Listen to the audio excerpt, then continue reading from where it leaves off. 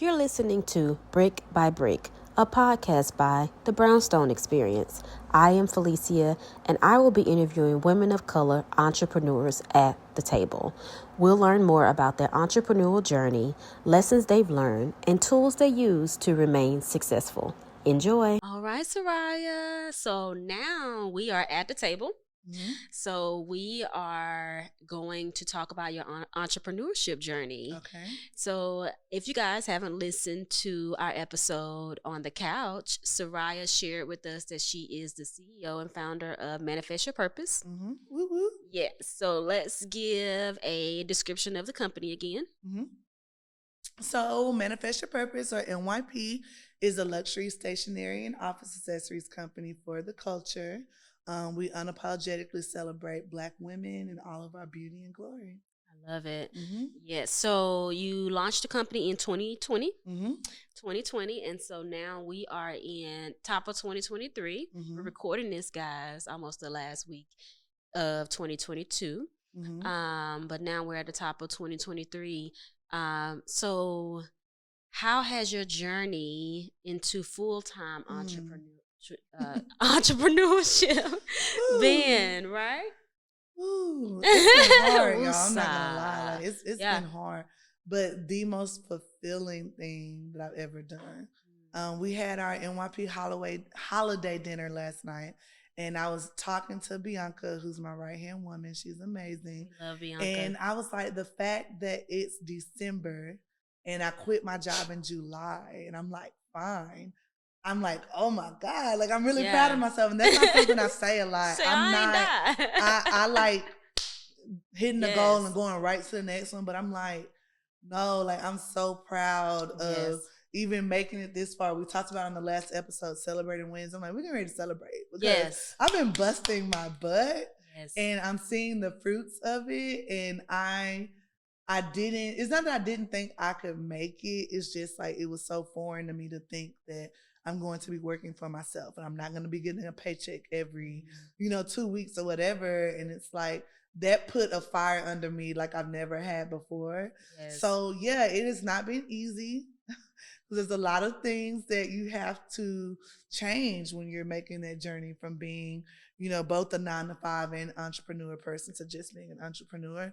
But I wouldn't trade it for the world, and I'm excited to see what this next year brings me. Yes. So one of my favorite sayings is, we can do hard things. Anytime I get lost or going down a rabbit hole about how hard something is, I like that kind of comes back to me. We can do hard things. Yeah, I have a certainly variation of that. What's that, girl? One of my favorite professors, Dr. Bearfield, I know he's going to watch this, so hi, Tom. He actually married my husband and I. Okay. And one thing that he always said to us in class was go hard places and do hard things. And like, I talk to him periodically. I'm like, I'm doing hard things. Yes. I'm doing hard things. And I'm excited about it because, like, for me, everything about my company relates to purpose. And I know that this is what I was created to do. And to see how my company unifies and uplifts Black women in my community, like, even though it's hard a lot, like, I would not trade it for the world. So you're right. We can do hard things. We can do hard things. Yeah. I love it. And go hard places. I like that. Yeah. I like that. So let's talk a little bit, Saria, about before you got into full-time entrepreneurship, because majority of Black women, the reason I am so passionate about the stats, right? My background is in higher education. Both of my passions are education and entrepreneurship. So we have these crazy stats going on, right? We're getting degrees at the fastest level, right? And we're starting businesses at the fastest rate. For me, I'm looking at the other end, or flipping that coin, and what are we doing with those degrees, or how much debt are we acquiring? And then for entrepreneurship, how many of our businesses are sustaining? How long are they lasting? How many are profitable? And another stat is that the majority of us are side hustlers. Until we can leave that paycheck. That's real. We have families, and there's nothing wrong with that.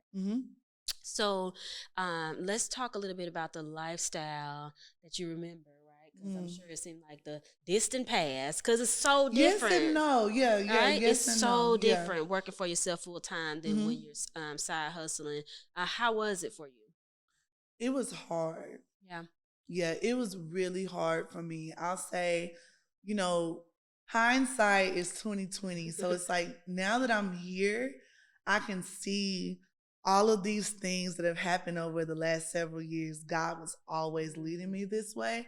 But I too worked in higher ed.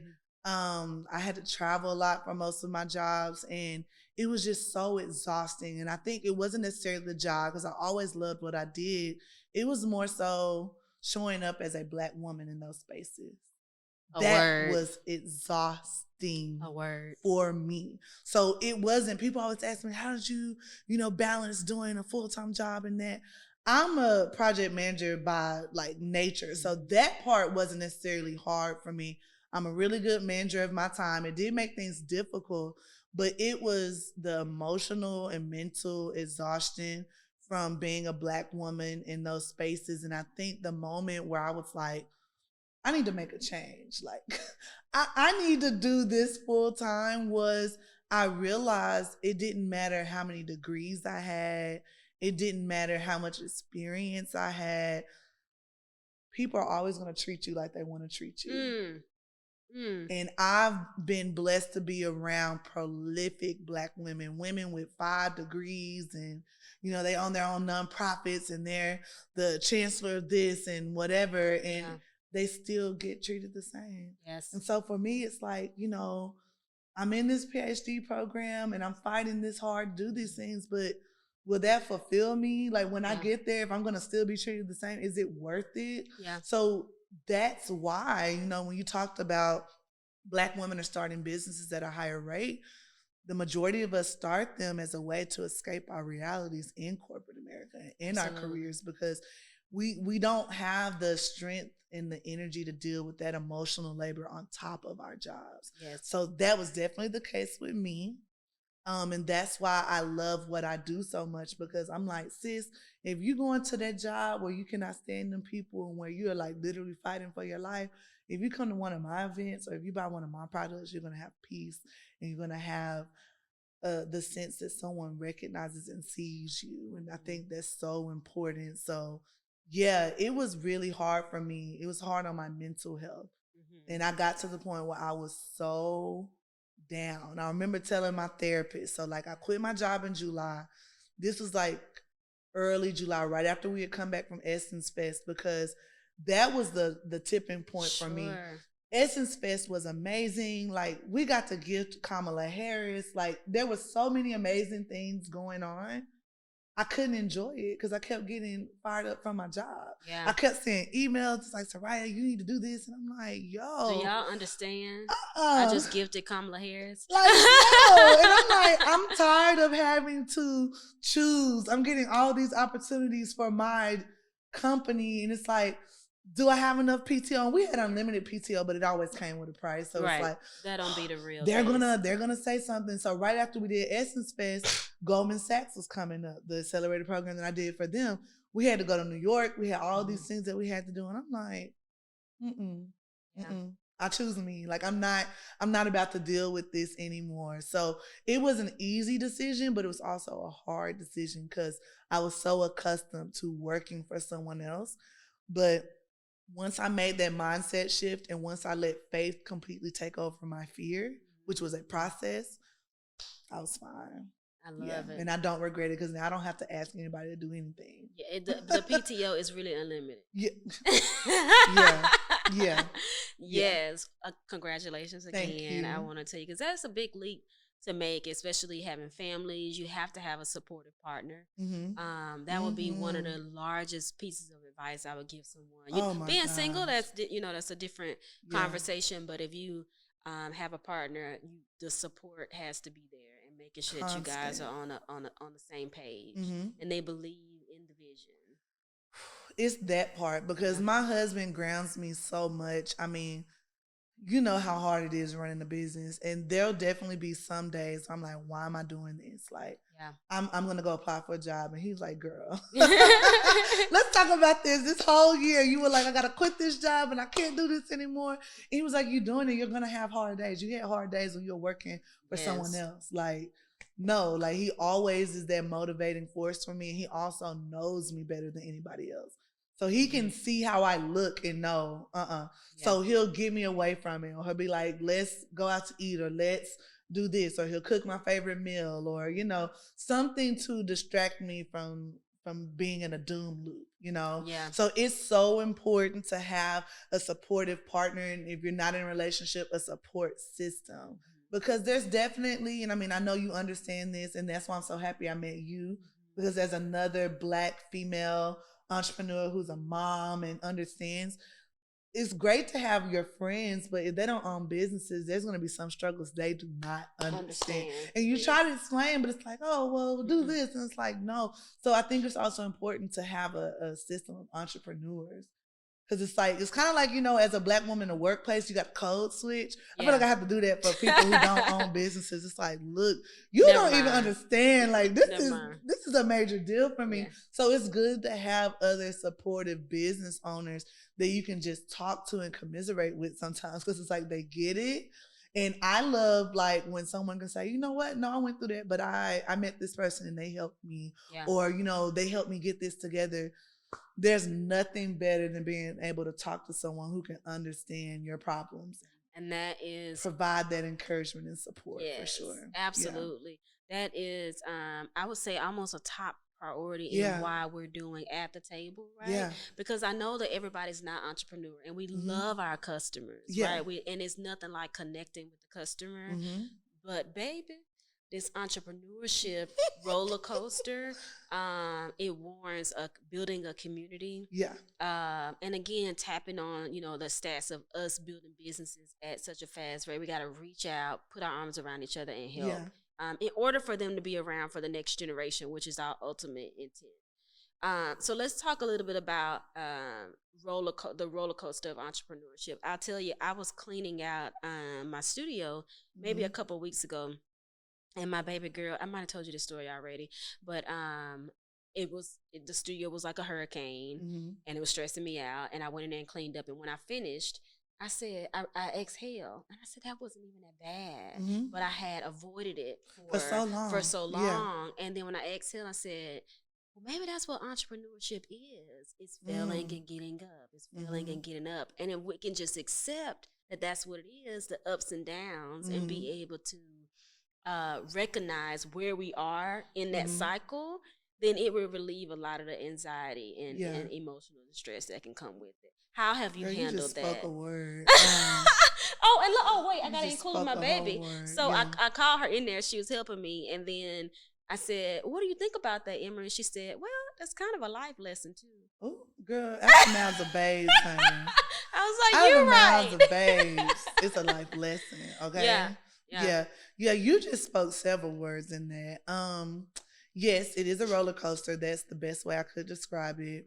I always tie things back, even though, you know, we were just joking. I'm definitely a nuck if you buck more than I'm a praise is what you do. However, I'm very faith-led. I am. Everything to me always ties back to my faith. So I'll say when I surrendered how I thought things were supposed to go, or how I feel things are supposed to be, and I let God's plan take over for me, that's when a lot of my anxiety was reduced. And I've grown so much this year. So when you talk about like failures and, you know, losses, stuff like that, I'm not going to say which one because we're talking to another one at this point, but, you know, I've been talking to a major retailer and it was for a specific project. That's the reason we started talking.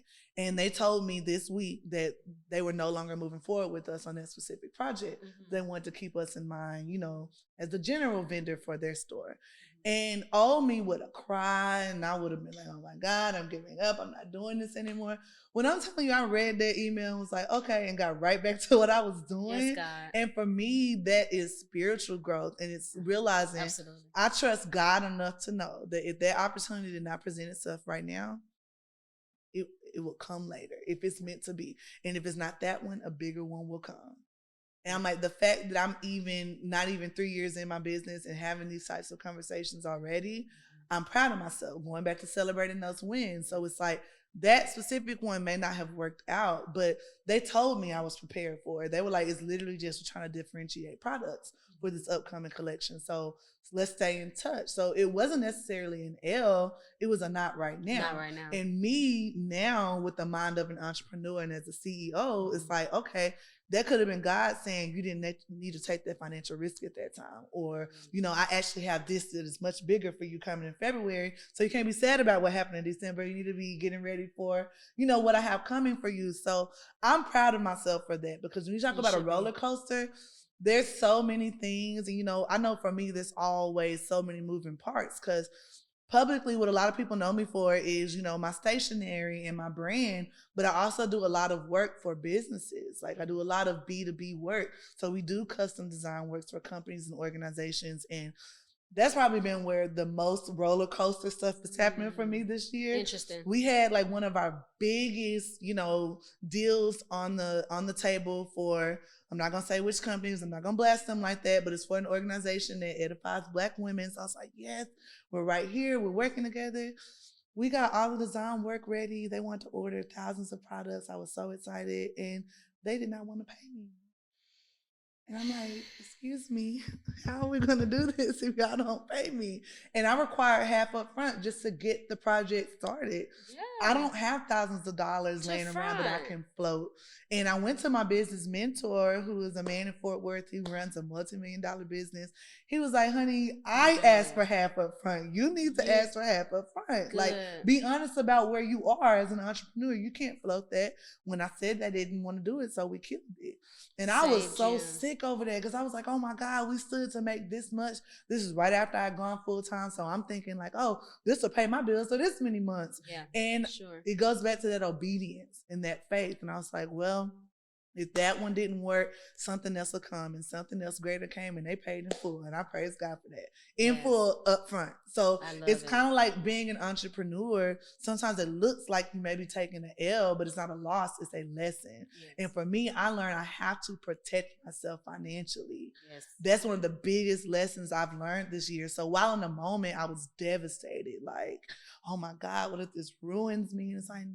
Oh, like God literally allowed that to happen, so you realize how you need to move, you know, moving forward. And just like, you know, for service-based businesses, every client is not your ideal client.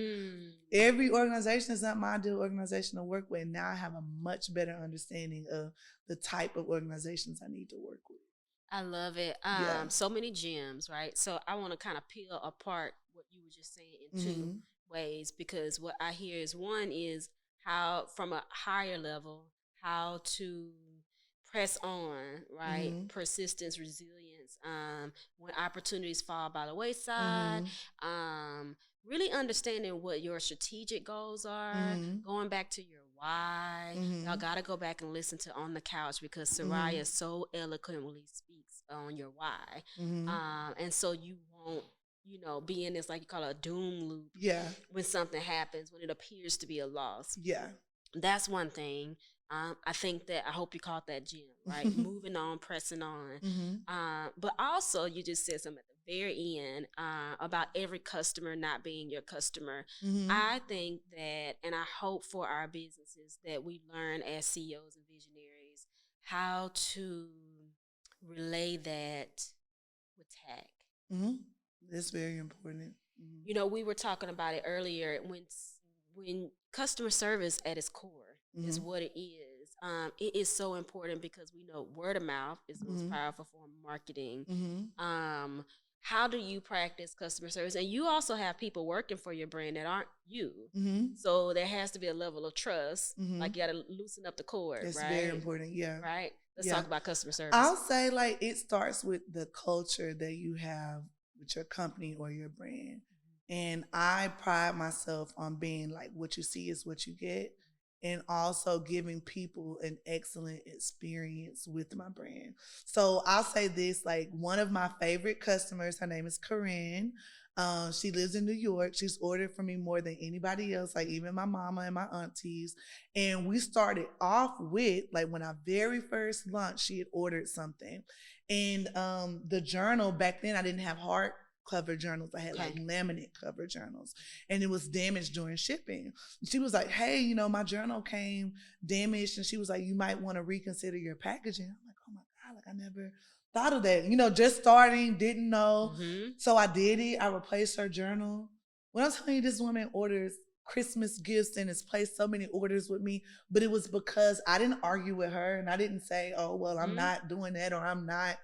No, I was like, thank you. And for me, that has set the tone for how we approach customer service. You know, sometimes we deal with some pretty angry or irate people, and most of the times they're not even mad at us. It's USPS or it's somebody that's, messed something else up along the line. But we're always very patient. We're always very much so, we're sorry, apologetic, and we make sure that we give them more than enough that will keep them coming back. And like, that's why we have such a high, we have a 32% retention rate with our customers. They're going to come back and they're going to shop with us. And like you said, they're going to tell their family, they're going to tell their friends. So for me, my reputation means more to me than my products. And while I do value myself on having quality products, what type of experience that you have with my company? Like the fact that we were even talking to a retailer when we were at Essence Fest, they came and secret shopped us. And they said they loved how we treated every single person the same. They loved the experience that they had when they shopped with us. So that's how we even got that opportunity to talk with them. So for me, it's consistency. And if I have those values and act like that, people that work for me and that are around me, they have those same values. They will too. Yeah. What comes to mind is number one, picking your battles, right? So and then another saying, what is it? You got to focus on the war, not the battle. Is that it? So when you have a customer complaint, give the refund, or when you have loyal customers, go out of your way. I go out of my way. Go out of your way. Out of my way. When I'm telling you, it's such a good feeling. It's almost, you go so far out of your way. They're like, why are you doing this? But it's like, no, I never want anyone to leave NYP feeling like they were gypped or, And I know for me, there's companies that I would love to shop with, but I had such a bad experience, I wouldn't do it no more. And it's because of how I was treated. And for me, now being a business owner, you're not gonna say you had that experience with me. I'm sorry. Like, I'm gonna go out of my way to make sure you have a good experience. Yes. And I stand on that. It sounds like you do too. Another thing, let's talk about your toolbox. So we want to make sure to give the girls some gems. What are, I'll stick with 2 or 3 things that you use daily in your business to help you stay the most efficient? Good question. So, one, shameless plug, my product. So I use my planner or my notepad every single day because I'm just a person who likes to write things down. So like I said on the last episode, I like to write my stuff down the night before. And even before we're getting into the week, Sundays, I write all my important stuff down because I need to know what's coming. I got 2 kids now and a very needy dog. I always throw that in there. The dog has a vet appointment and a grooming appointment. Adaya has basketball, swim, whatever it may be. The baby has a doctor's appointment.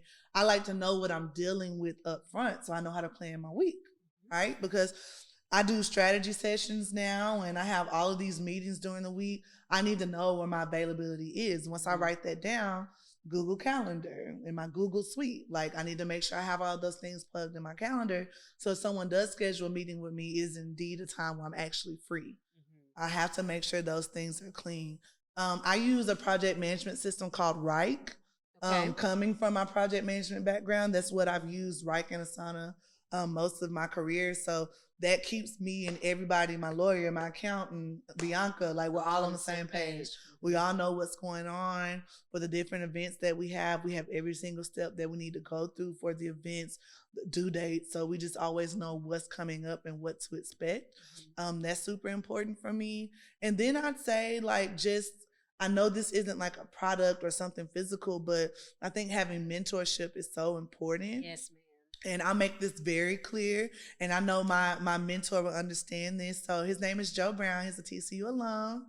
He owns an amazing company in Fort Worth. He's built it to be huge in a very short time. He's my business mentor. And so I go to him for like financial advice. And when I'm doing contracts with businesses, he's the first one to show me what a contract is supposed to look like. And he told me what to ask for. But he also realizes that he is a privileged white man. So I also have a Black woman that I talk to on a very regular basis because how he's allowed to show up is not the same as how I'm allowed to show up, right? So I feel like he's definitely more of a mentor for business and processes and, you know, financials and stuff like that. But then I have Black women that I consistently talk to that give me advice on how to show up and how to present myself. And I think all of that in conjunction helps me, because whenever I'm at a crossroads, I'm like, don't quite know how to handle this or what I should do. Talking to both of those sides really helps to ground me. I'm like, okay, yes, I know how to move forward. Yeah. So diversity your circle and is important. Yes. Because I'm like, you know, no one is a bigger advocate and cheerleader for Black women in the Black community than me. But I also feel like it's important. It doesn't necessarily have to be a white person. It could be whomever. Yeah. You need someone who's where you want to go. Yes. He's where I want to be. Look like exactly. So he helps me to see things from a different perspective, and he's hugged me. The people that he's introduced me to, I'm like, oh my God, yes, how am I talking to this person right now, right? So it's really important to, like, as much as you can, have someone who is where you want to be. Because even sometimes without them just saying something, just looking at how they run their business and what they're doing, how they're showing up. And he's someone that has proven to me that you don't have to have 1 million followers on social media. I think his page has like 300 followers, but he consistently makes millions of dollars. Yep. That's what I want to be. So it's like I emulate things that I see him do. It's not forsaken. You do need social media, right? And we do have 2 different types of businesses, but it's like you need a circle that is complete and diverse so you can see how to move and how to operate. That's really important. I'm a strong believer that your circle should have every resource you need. If they don't have it, they should be able to get you you in touch with someone who can. Right. Yeah. So being intentional about building your circle. And, you know, we're here to talk about our business circle. So especially your business circle. Yes. Yes. I have enjoyed this conversation with you so much. It's so easy. Yes. I hope that we talk like this a lot. So all the time. Yeah. All the natural. time. I think that I want to make sure that we leave the women who are starting businesses, aspire to start a business, currently running a business, growing, exiting, whatever it may be, some advice on taking care of themselves. Okay. And I understand, I want everybody to understand from my own mouth that we are not the experts, but one of my passions I'm really intentional about is still sharing it, because a lot of times we put so much on our plate that we forget about ourselves. Absolutely. So can we talk a little bit about juggling your own self-care while being an entrepreneur? I know. I struggle with that. I struggle with that because, I mean, we talk about this all the time. It's not just me. I'm a wife and I'm a mom. So someone always needs me, and that's hard. It's like, you know, you work all day and then it's like you pick up the kids and they need to eat. You need to get them ready for bed. You got to do homework. And I have a 7-year-old and a 1-year-old. So they need me in completely different ways. And by the time you get done with that, it's like, oh, I'm a wife too. So you spend time with your partner. And then it's like, watch a TV show. Yeah, like, I don't have time to do anything else. I need to go to sleep. I need to go to sleep. I've been really proud of myself. Like the last month or so, I've been really consistent, waking up at 4:45, going to the gym. That's super important for me because it helps me manage my stress. I feel like I'm getting more into shape. I've been an athlete my whole life, so it's really hard when I had that last baby because I'm like, I do not feel like myself. But aside from that, it's like for me, having grace, and we talk about that a lot. I feel like that is a form of self-care. I don't put so much pressure on myself. I'm not like, you're supposed to be here. I stopped a long time ago comparing myself to other business owners and other people, really trusting the path that God has for me and operating within that. I think that is a form of self-care for me.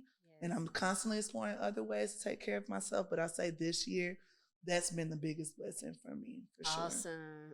Well, thank you for sharing it. I think one thing that I'll share is outsourcing housework.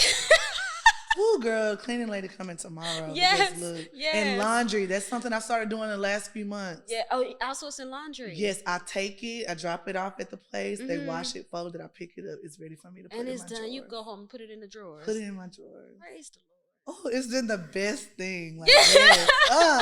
I'm smiling because how many of us have a million baskets of laundry? Like 7. Yeah, yeah. That's been the biggest blessing for me this year. I gladly pay for that, to be honest, because it gives me my time back.